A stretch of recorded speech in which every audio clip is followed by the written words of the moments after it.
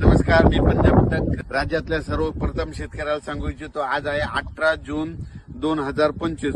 म्हणजे या राज्यामधलं हे आता जे वारं सुटलंय हे कंप्लीट 24 तारखेपर्यंत असं वारं राहणार आहे, म्हणून हा अंदाज लक्षात येतात. 25 तारखेला हे वारं बंद होणार आहे.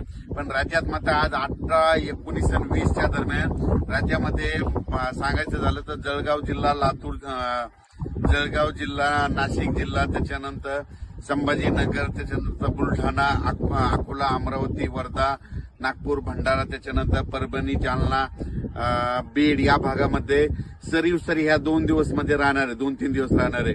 खूप काही मोठा पाऊस पडणार नाही, भाग बदलत पडणार आहे, सरी पडणार आहेत आणि ज्यांचं सोयाबीन पेरलेलं आहे त्याला जीवदान भेटणार आहे, म्हणून हा अंदाज लक्षात घ्यायचा.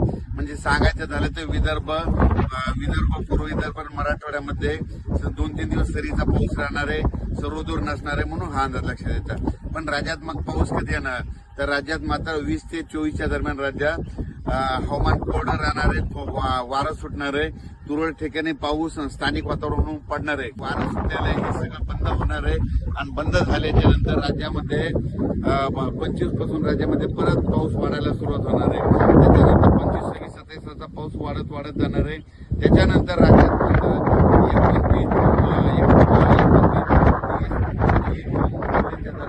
परत राज्यामध्ये पूर्व विदर्भ, पश्चिम विदर्भ, मराठवाडा या भागामध्ये चांगला पाऊस येणार आहे. आणि जे राहिले सायलेंच्या पेरण्या त्याच्यात होती आणि त्याच्यानंतरून जर काही शेतकरी राहिले तर त्याच्यानंतर 10 जुलै ते 15 जुलैमध्ये पाऊस येणार आहे. त्याच्यामध्ये सगळ्यांच्या शेतकऱ्याची पेरणी होती. ज्यांच्या शेतात ओला असेल तर स्वतः निर्णय घ्या, पेरणीची काही करू नका, कोरडा असेल तर करू नका, म्हणून हे लक्षात येतं. ओला असला तर तुम्ही तुमचा निर्णय घेऊ शकता. राज्यात फक्त 20 तारखेपर्यंत सरी राहणार आहे आणि तुमच्या ह्या सांगलीकडे मात्र आता सध्या तरी पाऊस थांबलेलाच राहील. तुमच्या सांगली जिल्ह्यामध्ये एवढा काही पाऊस येणार नाही, म्हणून काही चिंता करायची गरज नाही.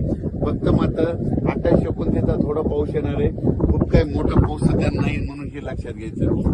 ज्यावेळेस वातावरण बदल त्यावेळेस मात्र सांगलीचा देखील अंदाज दिला जाईल. आणि हे आता 24-25 पासून ते 2 जुलैपर्यंत जे पाऊस येणार आहे ते आठवड्याच्या इकडे